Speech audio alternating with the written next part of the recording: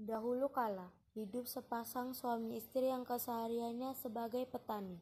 Mereka tinggal di sebuah desa di dekat hutan. Mereka hidup bahagia. Sayangnya mereka belum dikaruniai anak seorang pun. Setiap hari mereka berdoa pada Yang Maha Kuasa. Mereka berdoa agar segera diberi seorang anak. Hari, seorang raksasa melewati tempat tinggal mereka. Raksasa itu mendengar doa suami istri itu. Raksasa itu kemudian memberi mereka biji mentimun. Kalau biji ini kamu akan mendapatkan seorang anak. Ya, terima kasih raksasa. Kamu sholat istirahat dulu ya. Dan pada usia 17 tahun anak itu akan diserahkan padaku. Ya, aku setuju. Tapi Bu,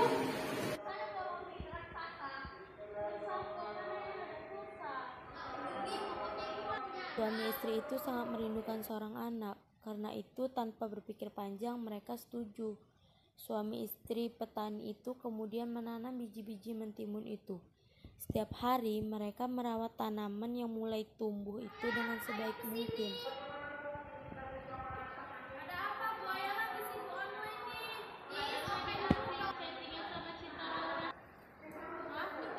Buah mentimun itu semakin lama semakin besar dan berat. Ketika buah itu masak, mereka memetiknya dengan hati-hati. Mereka memotong buah itu. Betapa terkejutnya mereka.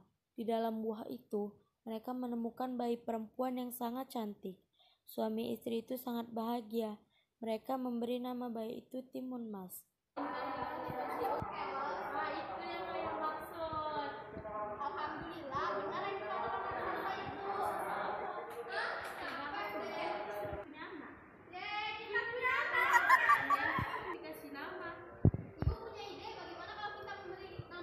Saking senangnya, mereka mengundang dangdut keliling untuk merayakannya.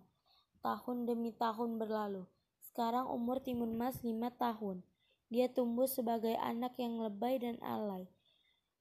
Dan dia sedang bermain bersama orang tuanya.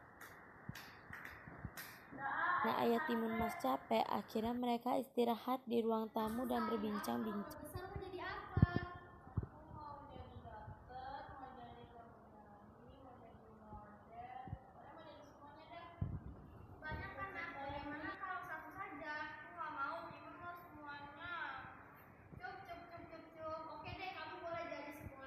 Sementara itu, si raksasa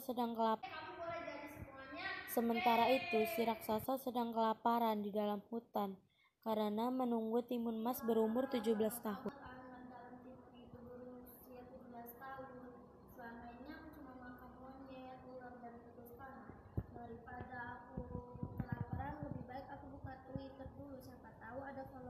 Tahun kemudian, ulang tahun Timun Mas yang ke-17, sang raksasa datang kembali. Raksasa itu menagih janji untuk mengambil Timun Mas. Petani itu takut, tapi dia mencoba tenang. Mas sedang berpacaran, istriku akan memanggilnya. Timun Mas, raksasa mencarinya. Bu, kenapa Bu? Ambillah ini nak, ini untuk melawan raksasa. Hah? Raksasa? Kayak gini. Wah, aku takut. Cepat nak, kamu lari. Tapi Bu, karena tak mau duduk kepada ibu seperti maling kundang, maka Timun Mas pun segera melarikan diri. Suami istri itu sedih atas pergian Timun Mas. Tapi mereka tidak rela kalau anaknya menjadi santapan raksasa. kalau benar abang pacaran, aku sudah dong abang raksasa. Makan pisang goreng dulu nih. Goreng, tapi aku makan timun ditambah sambal. Enak tuh. Hah? Raksasa segera berlari mengejar Timun Mas. Raksasa semakin mendekat.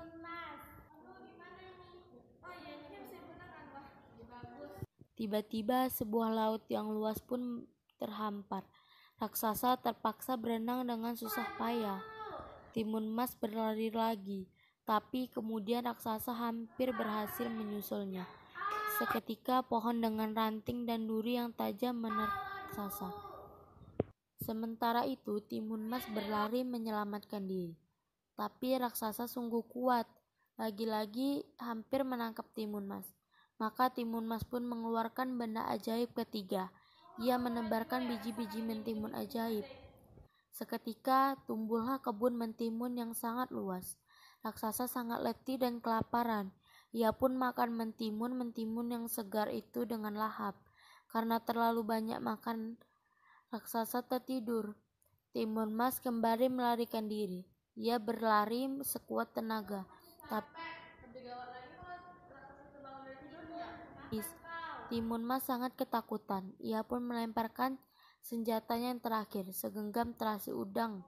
Lagi-lagi terjadi keajaiban. Sebuah danau lumpur yang luas terhampar, raksasa terjebak ke dalamnya. Tangannya hampir menggapai Timun Mas, tapi danau lumpur itu menariknya ke dasar. Raksasa panik, ia tak bisa bernapas, lalu tenggelam. Ayah dan ibu Timun Mas senang sekali melihat Timun Mas selamat. Mereka menyambutnya. Sejak saat itu Timun Mas dapat hidup tenang bersama orang tuanya. Mereka dapat hidup bahagia tanpa ketakutan lagi.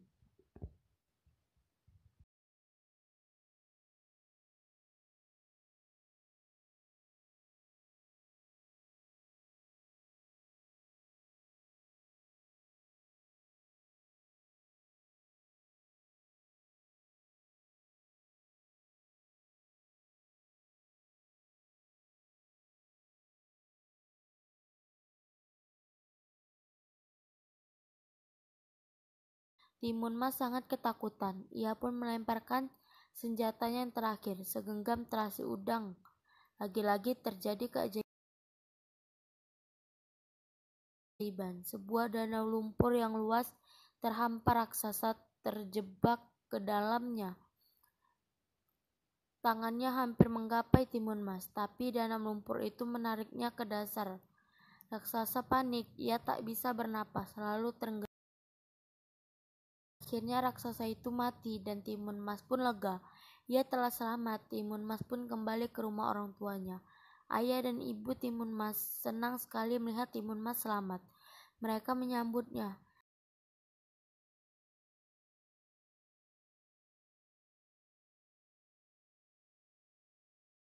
Sejak saat itu Timun Mas dapat hidup tenang bersama orang tuanya. Mereka dapat hidup bahagia tanpa ketakutan lagi.